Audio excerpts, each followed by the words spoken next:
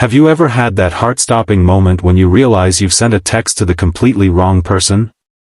The kind that makes your stomach drop and your life flash before your eyes? That's exactly what happened to James Parker, a hardworking single father who made one tiny slip of the thumb that turned his carefully structured life upside down. James stared at his phone in horror, the blue message bubble mocking him with its cheerful delivery confirmation. My boss is so hot it should be illegal. I can barely focus in meetings anymore. The text that was supposed to go to his neighbor and best friend, Thomas, had just been delivered to none other than Rosabell Martinez, his direct supervisor and the subject of the message itself. No, no, no, James whispered, frantically tapping at his screen as if he could somehow reach into the digital ether and pull the message back. But it was too late. The dreaded read receipt appeared beneath his message, and James felt his entire world collapsing around him. At 34, James had finally found stability after years of struggle. Following his wife's death 3 years ago, he'd been left to raise their daughter, Sophie, alone while trying to maintain his career at Martinez Architectural Design. Getting this job had been a lifeline. It offered flexible hours, good pay, and was only a 15-minute drive from Sophie's school. And now, with one careless text, he might have thrown it all away. James sank onto his couch, running his hands through his dark, slightly overgrown hair. Sophie would be home from her friend's house in an hour, and he needed to pull himself together before then. His daughter had already experienced enough loss in her young life. He couldn't bear the thought of telling her they might need to move if he lost this job. His phone buzzed, and James nearly jumped out of his skin. It wasn't Rosabell responding to his mortifying text, but Thomas calling instead. "Dude, you sound terrible. What happened?" Thomas asked when James answered. "I just made the biggest mistake of my life," James groaned, explaining the situation. Thomas let out a low whistle. "That's rough. But maybe it's not as bad as you think. Rosabell seems pretty cool from what you've told me." "Cool, yes. Professional, absolutely. Which is why she's going to fire me for sexual harassment first thing Monday morning," James replied, pacing his small living room. "You don't know that. Maybe she'll just ignore it. People make texting mistakes all the time." But James couldn't shake the dread. Rosabell Martinez wasn't just any boss. At 36, she had built her architectural firm from the ground up, earning respect in a male-dominated field through sheer talent and determination. She was brilliant, focused, and maintained clear boundaries with her employees. And yes, with her warm brown eyes, curly black hair that she often wore in a professional updo, and the confident way she carried herself, she was undeniably attractive. James had harbored a crush on her since his first interview, but he'd always kept it strictly professional. Until now. The weekend crawled by in agonizing slowness. James took Sophie to the park, helped her with homework, and tried to act normal while his mind raced through worst-case scenarios. By Sunday night, he'd drafted and deleted a dozen apologetic texts to Rosabell, ultimately deciding that addressing it in person would be more professional. Monday morning arrived with cruel swiftness. James dropped Sophie off at school, his daughter noticing his distraction. "Are you okay, Dad?" she asked, her small face scrunched with concern. "Just a big presentation today, sweetheart," he lied, forcing a smile. "Have a great day. I love you." "Love you too. You'll do great," Sophie called as she ran toward her friends. The drive to work felt like heading to his own execution. James parked in his usual spot, noticing Rosabell's sleek black car already in its designated space. Of course she was early.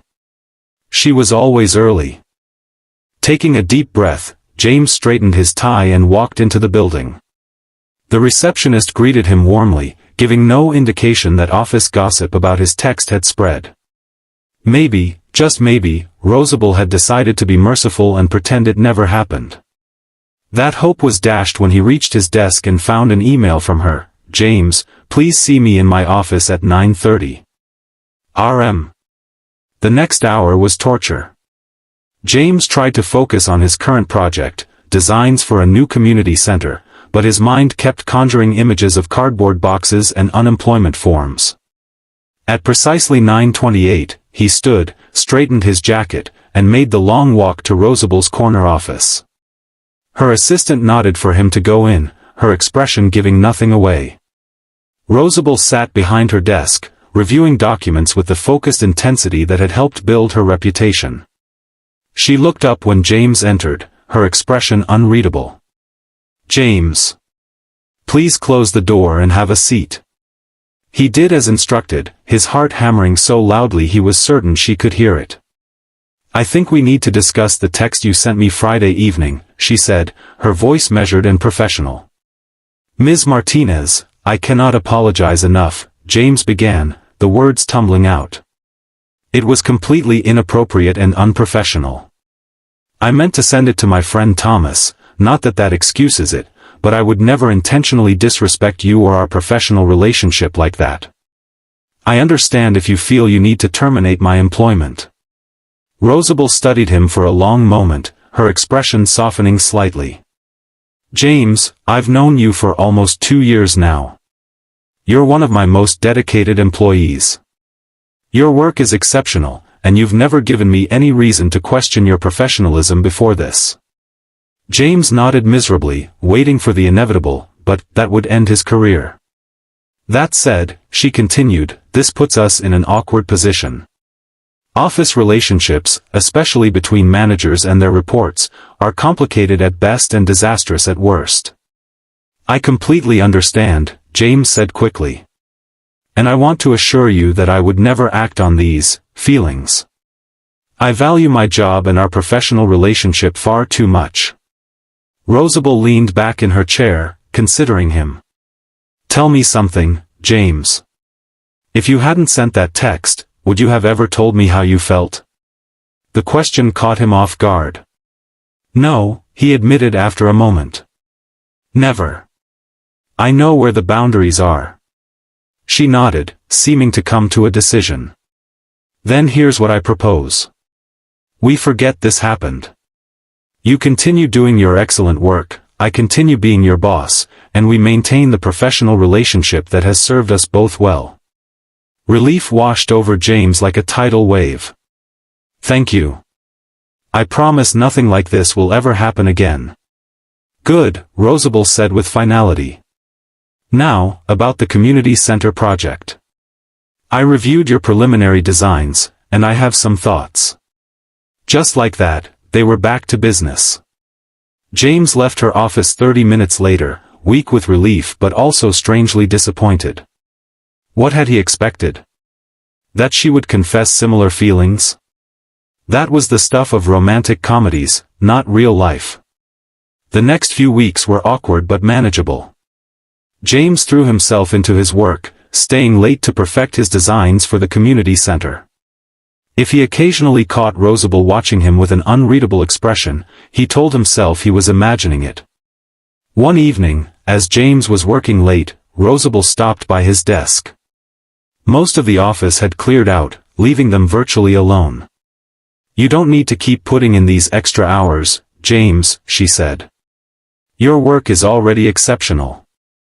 "I want to make sure the community center is perfect," he replied, not meeting her eyes.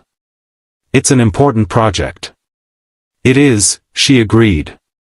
"But so is balance. Sophie needs her father at home." The mention of his daughter surprised him. "How did you know I was supposed to be home?" Rosabell smiled slightly. "You mentioned last week that Sophie has her science fair tonight. I assumed you'd want to be there." James glanced at his watch and cursed under his breath. "I lost track of time. I need to go." "Go," Rosabell said firmly. "The designs will be here tomorrow." James gathered his things quickly, grateful and confused by her attention to his personal schedule. As he rushed toward the elevator, Rosabell called after him. "James? For what it's worth, I think you're doing an amazing job, with both your work and raising Sophie on your own." The compliment warmed him more than it should have. Thank you, he said simply, before hurrying out. He made it to Sophie's science fair just in time to see her presentation on ecosystem diversity. Her face lit up when she spotted him in the crowd, and James felt the familiar mix of love and grief that often hit him at moments like these, wishing his late wife could see the amazing person their daughter was becoming. After the fair, as they walked to the car, Sophie looked up at him. "Dad, can we get ice cream to celebrate?" "Absolutely," James agreed. "Your project was fantastic." As they sat in the ice cream shop, Sophie enjoying her chocolate sundae, she asked suddenly, "Dad, do you ever get lonely?" The question caught him off guard. "What do you mean, sweetheart?" "Well," Sophie said, carefully arranging her spoon on her napkin, "Mia's dad started dating again last year, and now he's getting married. And she says he's much happier now." James felt his chest tighten. "Are you asking if I want to start dating?" Sophie shrugged. "Maybe. I just want you to be happy. And sometimes you look sad when you think I'm not watching." The perceptiveness of children never ceased to amaze him. "I have you," he said gently. "That makes me very happy." "But you could have me and someone else," Sophie pointed out with impeccable 10-year-old logic. "Like your boss." James nearly choked on his ice cream. "My boss? What are you talking about?" Sophie rolled her eyes. "Dad, you talk about her all the time. Ms. Martinez said this and Rosabell designed that. Plus, you get all weird when you mention her name." "I do not get weird," James protested, feeling his face heat up. "You're getting weird right now," Sophie observed triumphantly. James couldn't help but laugh. "You're too smart for your own good, you know that." "I know," Sophie agreed cheerfully. "So are you going to ask her out?" "It's complicated, Sophie. She's my boss." "Grown-ups always say things are complicated when they're scared," Sophie said with the devastating insight of childhood. The conversation stayed with James long after he'd tucked Sophie into bed. Was he using the boss-employee relationship as an excuse? Was he simply afraid of opening himself up to potential rejection or, worse, to loving someone again after losing his wife? The next morning, James arrived at work with new resolve. He would focus on being the best architect and father he could be. Romance could wait. But fate had other plans. As he walked toward the building, he spotted Rosabell standing beside her car, looking uncharacteristically frustrated as she examined a flat tire. "Car trouble?" he asked, approaching cautiously. She looked up, seeming almost relieved to see him. "Flat tire. I have a meeting across town in 30 minutes that I can't miss." "I can drive you," James offered before he could think better of it. "My car's right over there." Rosabell hesitated only briefly before nodding. "Thank you. That would be a huge help. I'll call roadside assistance from the road." The drive was surprisingly comfortable. Rosabell made a quick call to arrange for her tire to be fixed, then turned to James. "I appreciate this. You're saving me from a very awkward conversation with potential clients." "Happy to help," James replied, keeping his eyes on the road. "What's the meeting about?" The city is looking to revitalize the riverfront area. It would be a major project, mixed-use development with emphasis on public spaces and environmental sustainability. "Sounds exciting," James said sincerely. "That's exactly the kind of project that made me want to become an architect." "I remember you mentioning that in your interview," Rosabell said. "Your passion for community-centered design was what convinced me to hire you." James glanced at her, surprised she remembered that detail from 2 years ago. "Really?" "Really," she confirmed with a small smile. "I have a good memory for things that matter." The air between them felt charged suddenly, filled with unspoken possibilities. James returned his attention to the road, unsure how to navigate this new territory. He dropped her at her meeting with a promise to pick her up in 2 hours. When he returned to the office, he found himself unable to focus, his mind replaying their conversation and searching for hidden meanings. The community center project became a turning point. As they worked closely together, the professional walls between them began to show small cracks. Rosabell started joining the team for lunch occasionally, something she'd rarely done before. She asked about Sophie more often, showing genuine interest in his daughter's activities and achievements. One evening, as they were the last two working late, Rosabell stopped by his desk again. "The revised designs look excellent," she said, studying the renderings on his screen. "The community garden integration is inspired." "Thanks," James replied, acutely aware of her standing close enough that he could smell her subtle perfume. It was actually Sophie's idea. She's been learning about urban gardens in school. "Smart girl," Rosabell commented. "She takes after her father." Their eyes met, and for a moment, neither spoke. James felt his heart racing, wondering if he was imagining the shift between them. "James," Rosabell began, then hesitated. "I've been thinking about your text." His stomach dropped. "I thought we agreed to forget about that." "We did," she acknowledged. "But maybe that was a mistake." "What do you mean?" James asked cautiously. Rosabell took a deep breath. "I mean that pretending there isn't an attraction between us isn't working particularly well. At least not for me." James stared at her, certain he'd misheard. You're attracted to me?" A flash of vulnerability crossed her face. "Is that so hard to believe?"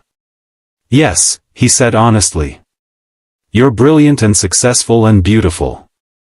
And I'm just a talented architect, a devoted father, and yes, quite attractive," she finished for him, a small smile playing at her lips. James felt like the floor was tilting beneath him. "But you're my boss." "I am," she agreed. "Which makes this complicated. But not impossible." "What are you suggesting?" James asked, hardly daring to hope. "I'm suggesting that perhaps we should explore this connection outside of work. Properly. With boundaries and transparency." "You want to date?" James clarified, still not quite believing this conversation was happening. "I want to have dinner," Rosabell corrected. "As Rosabell and James, not as boss and employee. And see where it goes from there." The prospect was both thrilling and terrifying. "What about company policy? If this becomes something serious, we'll disclose it to HR and make appropriate adjustments. I could recuse myself from your performance reviews, for instance. But let's not get ahead of ourselves. It's just dinner." Just dinner. The simplicity of it was appealing. "I'd like that," James said finally. "But I should talk to Sophie first. She's the most important person in my life, and any change affects her too." Rosabell's expression softened. "Of course. That's one of the things I admire about you, James. You're always a father first." That night, James had a careful conversation with Sophie, who was predictably thrilled at the development. "I knew it," she exclaimed, bouncing on the couch. "I told you she liked you." "Slow down, kiddo," James laughed. "It's just dinner. And it might not work out." "But it might," Sophie countered optimistically. "And then you won't be lonely anymore." James pulled her into a hug. "I'm never lonely with you, Sophie. But yes, it might be nice to have someone else in our lives. If it feels right." Their first date was at a small Italian restaurant far from the office. James arrived early, nervously adjusting his tie and second-guessing his decision to wear a suit. When Rosabell walked in, he barely recognized her. Gone was the professional updo and tailored business attire.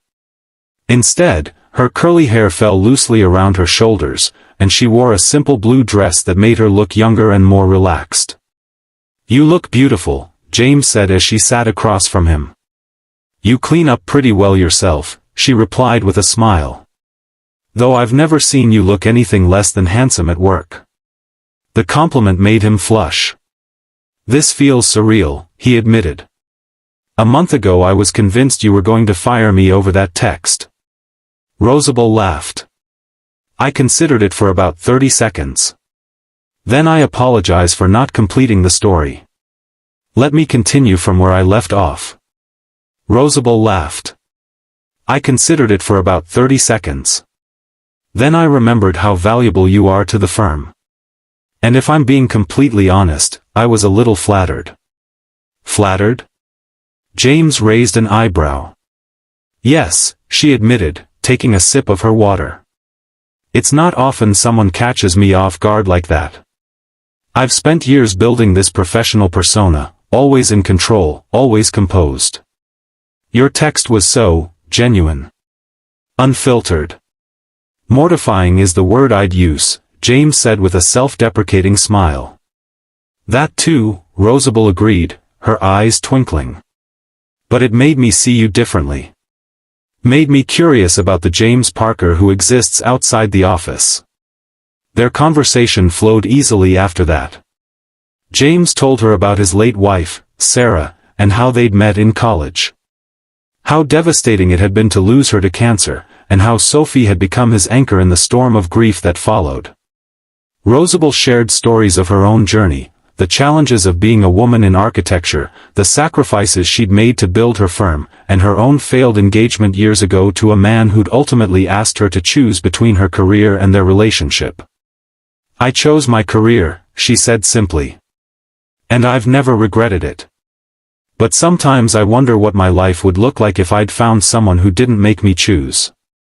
By the time they finished dessert, James felt like he'd known a completely different person than the boss he'd worked for these past 2 years. Rosabell was funny, passionate, and surprisingly vulnerable when she let her guard down.